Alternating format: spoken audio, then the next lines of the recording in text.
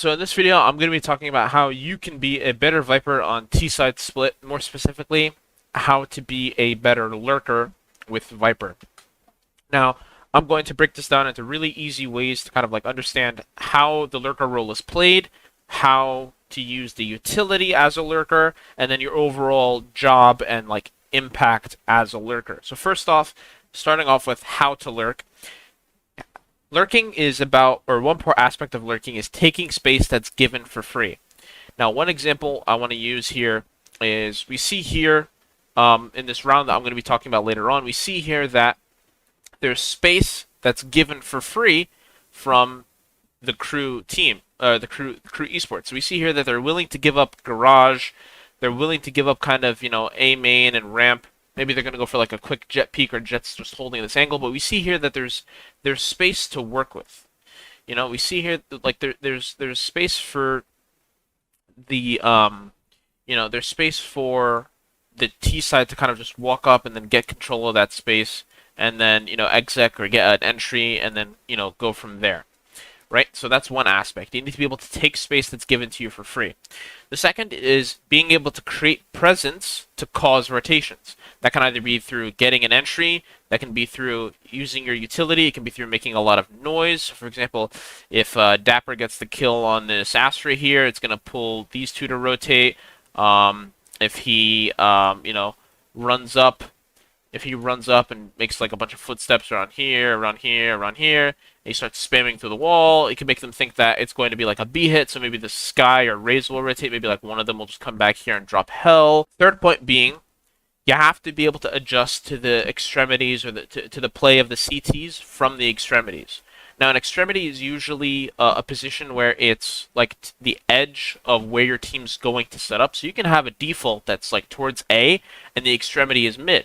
Right? But in this instance, specifically with how Sentinels play their default on split, their default is they have mid presence using Astra, Sky, and Jet, and then Dapper's their default, towards B, he puts the wall down, and then he's just gonna, play it according to how the CTs. So for example, if the CTs don't push up, the play would be to take up that space. If they do push, what you're gonna do is you're gonna, hold back, and then wait. So you can play like maybe an angle here behind the wall, here behind this double box right here. So that's like the main thing. Second, we're going to be talking about how to utilize utility. So the wall acts as like a current. So as I mentioned earlier, when you kind of, create presence, putting the wall is a form of presence because it's unknown. Because you can be there and you can't, and you can also not be there. So it's a form to deny info for this for the CTs and also to create space for the Ts to kind of walk up and then take that space for free. You can put a smoke down towards a ramp. We'll see that in an example later from Gambit and Ascend. You can put a smoke towards, let's say, a heaven to kind of make it easier for your team to crunch. You can put a smoke towards a garage so that you can lock off any kind of help. So you can maybe double peek this with a teammate. And then, that way it makes it easier for you to kind of just hold control of garage. And then the Molotovs can be used to kind of, delay any kind of pushes. So let's say, for example, if you're going for a B push, you can put a Molotov down here, put a Molotov here towards like a main or ramp, or even if you're really far back, you can put it towards the start spot of the T's. So there's a lot of positions where you can put the Viper Molotov. Now, the overall job of a lurker is to, call utility, call any rotations, and to take, space that's given to them. You're trying to basically find an entry from an area where you're as like kind of frugal as possible with like the info that you give to the CTs. It's kind of like being a ghost. You're there, but you're also like not there. It's like your presence is known, but it's like it's not something that's like tangible. It's something that you can touch. So that's kind of how you want to be a really effective lurker. When you think of like if you ever played Counter-Strike, watch Counter-Strike, you think of Get Right, Shocks, more recently like Nath, Hunter. So these are like the names that you think of when you lurk, and then the adjustments is that as a lurker, you want to make sure that you're not easy to read because you want to be able to adjust as much as possible without making it easy for the opponents to get a read on what you're trying to do. So we're going to take a look at round 6 from Sentinels versus Crew. We see here that, Crew have two set up towards Heaven. They have a Sky and a Raze. Sky can use their utility. You see here that the Viper's here anchoring A. The Jet's going to hold, ramp, or he's going to hold like a ramp push, or he's going to peek down ramp. And we see our Astra's playing an anchor position as well, jiggling for info and whatnot. And then Sentinels are playing their usual default. They have their 3 towards mid, and then Sage is here maybe to double peek with Dapper, or it's maybe late, or they're just, setting up some kind of, slow, whatever it is. So we see here the bot goes down. It's doing that to create space. There's the, smoke, and then the Raze is going to spam through, gets the kill on 10s, right? And then the dog from the, T's created, it still has, the dog does a lot where it basically blocks off anyone being, towards rope room. You're not going to have 3 mid because that's really dangerous, especially since you have no one. Like, if you only have Viper towards A, it's really dangerous because they can, again, a lurker can just walk up a ramp. So the Jet's going to be here. So Sentinels have at least a very, very strong idea of what mid's looking like. You have the Sky and the Raze towards B Heaven, and even though you lost 10s, you basically have all this space to work with, and if possible, maybe you can flash and push them off, however accordingly. Keep an eye on Dapper. So let's see what Dapper does. Dapper's, coming up slow. He walks up through the wall because he sees that, he knows that it's smoked here. So the fact that he knows it's smoked, he knows that, hey, I can, walk up. He creates presence by running, so that forces the Astra to kind of get into the smoke, maybe try and catch him just walking in. But Dapper plays it really smart. He knows that by making all that noise, he's going to attract attention, so he just goes quiet. He gets into that box. Sentinels are regrouping. The dog is used to take, presence back in mid, or at least gain info back in mid. So the dog, is used it to get the space back. They had the smoke there, so then they basically have this area, to work with, while Sentinels are kind of held back to this general area over here. You see here that the wall goes down from the Sage. He's clearing sewers. This is so that the Sage can come in, and then, the Sage can come in, res 10s. And so what was happening here is that the Astra, got a left, garage, left that smoke, and rotated back to playing behind the wall. The reason being is because if he gives Dapper like a really free, entry, his team has no position to work with because there's no one Hell, there's no one back site, there's no one in CT, so the anchor knows his job. He's trying to maybe get a kill, or he's trying to get like an entry, an opening kill, and then drop back, but he can't get the opening kill, so he just drops back and maintain what he can. And so we see here that Dapper is just starting to walk up. Like I said, he went quiet. He knows that the Astra has to fall back. He starts taking that space for free. He walks up. Sentinels is just holding mid because they know that behind the wall they don't have much info.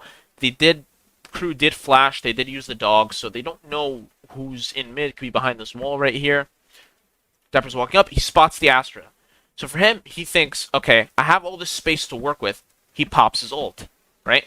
And so we see here that it drags the 2 Heaven players onto site because this is a lot of space to work with for the T's, right?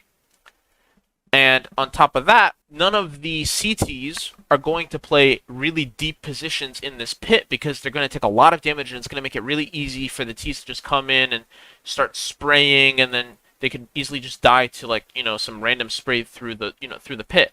So what Dapper does here, and what Sentinels do, is they think, hey, let's just rotate. We have all this space to work with. Let's rotate and just execute out onto site. They start rotating back. Dapper's playing it smart. He's holding the extremity. We see here that he's holding the outline of this pit, making sure that no one's pushing from this side beyond the wall. And then he's just holding here just to make sure that no one walks up on him and gets a free kill. And then he's, essentially his impact would downgrade in terms of in the round. So we see here he's clearing the extremity. Sees that no one's there. Molly's in front of himself, so it gives him space to work with in case they haven't pushed yet, right? And we see here that crew adjusts, in a really smart way. They think, hey, we see here that he hasn't really pushed past this. 1, because they have the Raze watching it, and 2, because he hasn't really, haven't seen anything. They haven't, seen any utility that's, really advanced. All they saw was the Molly towards, default, or towards plant spot. And so the Sky comes here. He walks through the wall, or he walks through the pit trying to get Dapper, because like I said, Dapper knows that he has to watch the extremity, so the crew player is aware of this. He himself walk the extremity and kind of get a kill on Dapper. But Dapper plays it really well. As that was going on, Shazam is getting the orb in garage. Dapper's playing it well, holding it down, gets the kill on him. Shazam gets that. He gets the ult. So now he pops it, and now the three dogs act as a way to kind of, smoke out anyone still in the Viper's Pit. They get the kill on the Astra. All that's left is the Raze. And, Tens is in a position where he's on top of the box. They get the kill there, and they win the round. So that came down to Dapper, creating presence, then going quiet, then taking space, but not creating, any sort of, not giving away any kind of info, and then creating a bunch of space to work with, holding that space until his team rotated back, and then his team was able to just execute using their utility and the Sky ult, and then they won the round. We're going to be looking at round 8 from the same game. So we see here, same default, Sentinels players here, Sage is watching for any kind of push or any kind of play from the crew team. Dapper's over here, just watching in case anyone peeks it to start off the round. So see, what this does is this draws a lot of attention towards mid for crew, because Tens, he tries to jump onto the box so he can just peek if in case anyone's near like the little corner in heaven, but he fails it. But the dog still does all, basically it's entrying for him, right? It's going to go in there and just take up all that space, right? And the reason why it's, not necessarily a danger for him to kind of not, hold rope room is because, one, most of the time, crew were playing a default on CT side of playing Raze and Sky towards B Heaven, right? So you're not going to have 3 players towards mid. And on top of that, the dog's acting as the entry. So he can just watch rope room in the meantime. And then as the dog creates more space, he can just dash up behind it. And then, depending on how they play that, he'll go forward. We see here, Dapper, as I said, you have to, mix up your play style as a lurker. He gets out really, really fast behind his wall. I don't know if the wall's popped up, but presumably it is. He gets out really fast behind it, and he's ready to take a fight. Let's see. I believe that the Astra's like holding just beyond the wall, or maybe just behind it. I can't really tell. So you see, he gets out. He gets the kill. There you go. So as I said, as a lurker, you'll need to have good aim, because in some cases you'll need to entry, or you may need to get some like crazy kills because of your like position based on where you are on the map. So he gets that entry. This now frees up all of this. Now crew has so much more to worry about. They have to worry about the whole B site, because Dapper can walk out and then hold here while his team, let's say, like just go through ropes and then go to A, or they could just run back through spawn and then all go to A, right? So this again gives a lot for crew to worry about. They have to now worry about someone just running out B, and on top of that they have to worry about the Heaven guy. So what we see here is dogs creating space for Tens, right? Dapper knows that he has to get out quick and take that space because he knows that they're adjusting fast, right? And on top of that, the dog is relaying the fact that they're not Heaven. He knows that the Rays in the sky are not Heaven, meaning they're Hell, they're backside, they're somewhere behind this wall. He knows he needs to get out there and take that space as quickly as possible. He sees the Rays nade, and this is where he plays this really, really, really smart. He knows that his team is crunching on the B players. They're going to kill the Hell player, they're going to kill the CT player, they're going to kill, the backside player. Sentinels basically is going to crunch on these players in this little box right here. So he knows for himself to be at a strong advantage, to not put himself in an awkward scenario. What he does is he thinks, okay, let me help my team crunch on these guys, because I don't want to die, back here and then give up my wall, give up any of my utility, and, end my impact there. What he does is he very, very, very smartly walks through the wall as Tens is coming in. Granted, he doesn't get the kill, but they crunch on that Sky. He now plays behind this box, so Tens is clearing all of this, right? And then as they do that, they get the kill on this Raze, and then look at the position that, Shazam is in, right? Shazam's in, mid. He can basically hold down Heaven, and he can basically hold down this general outside of rope room area. So they have a lot of space to work with, and they're not even committing that many people. So we see here, Dapper puts down his, smoke on the spike. Shazam does die, but the Molotov goes down from Viper to, delay any kind of Heaven take. And then there's the smoke CT. It's a 4v2. They have no idea where the Sage is. So for crew, they just end up saving, and Sentinels win the round. So one thing to take away from this round is Dapper was able to get an entry, stay alive, play it very smartly where he doesn't risk his own life and plays with his team, even though he's playing on the extremity, by walking through that wall and crunching on the sky. Now, I'm going to be talking about round 3 from when Gambit played against Ascend in the grand final on Split.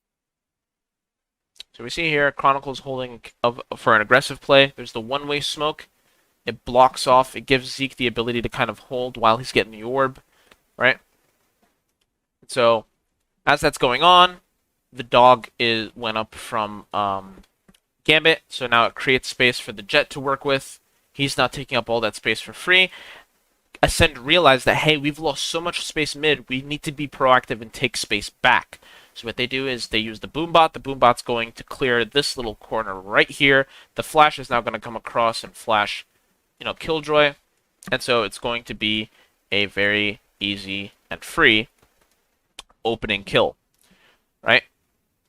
You see here, and what's happening here is he gets the kill. Gambit try and be really proactive. They try and, as fast as they can, either flash to catch them off, because one, the spike's there, so they don't want them to press, they don't want Ascent to press up. And two, they want to maybe get the refrag. But, as it happens, Zeke gets out of there, smoke goes down to delay them from taking it, and there's no retrade. But a couple things happen here. The Jet took all that space that was given to him and walks up, into Heaven. And the Sage did a good job of putting the wall down so he can rotate, either towards Heaven on A or towards B's site. Because the read here is that they didn't really use too much utility mid, and then they had maybe like a Killjoy towards B, so maybe it's going to be an A finish. They do have Nats here. Nats is using his utility. He's using his wall. He's using the Viper smoke here. It's not up yet, but isn't like it's there. He's using all this stuff to keep the Cypher right here and the Jet, around on A. So we see here he's jiggling. He's just trying to get info. Puts the wall up and everything. He's looking for the camera. He knows that they have a Cypher, so he's looking for the camera. Breaks the camera. So now, again, denial of info from a lurker. So Gambit take back B. They have no mid info, right? So they're kind of at a disadvantage here. Ascent. The Sage is the rotator. The Omen puts down a one-way so that his team, so that he can play from back site here and kind of, spam through in case he sees anyone. And then the Raze is playing support from Hell, while the Sage is kind of playing like a rotator position. Nats, his utility is still up, denial of info. He's now rotating out so that he can regroup with his team. Let's fast forward a little bit. So as that was happening, the wall starts breaking on its own. They timed it well. Sage gets info on the Jet, and obviously Jet gets info on the Sage. They know that there's at least 3B. They know that the Omen's here, they know that the Raze is here, and they know that the Sage is here, right? Sage has info on two of them. They know that the Viper's there because of the Viper Molly. So they know that at least 2 of the players are there. So that's when we see the rotate from CNED. Now, specifically, talking about that point I mentioned earlier where I talk about how you need to be able to create presence, not only to just create rotations, but to hold rotations. This, even though Gambit here are in a 4v5, like they only have 4 players up, and while Ascend have 5, they're in a 4v3 over here because Nats did a good job holding these 2 players here. So now it's a 4v3 over here, and they're in a way they have the man advantage for the site take. So this guy's gonna flash out for the Jet to dash. Astra's gonna hold towards the garage to make sure that there's no push. And so let's just see the round play out. Sky drops on the Hell player. Jet gets the kill on the CT player. They know that Omen's towards garage. He's trying to get the kill on the Astra, give himself some space to work with. He does, but he gets traded out by Nats. Gotta go at the bomb. Time's close. It's a really, really close round. Defo gets that kill on CNED, and he knows where the other one is. And then once the spike goes down, they hear the drop from the Cypher. They're both low, so for them it's just swing. 3, 2, 1 swing. Easy round win. So that's my understanding, and that's my advice on how to be a better Viper on T-side split. If you want me to do any other kind of agent, I guess, breakdowns on any map, any side, or any agent for that matter, let me know down in the comments below. If you like soccer, Warzone, CS, or any other kind of like theoretical videos, check out my channel. Check out my social links down below. If you like the video, like. If you're not subscribed, subscribe. And thanks for watching.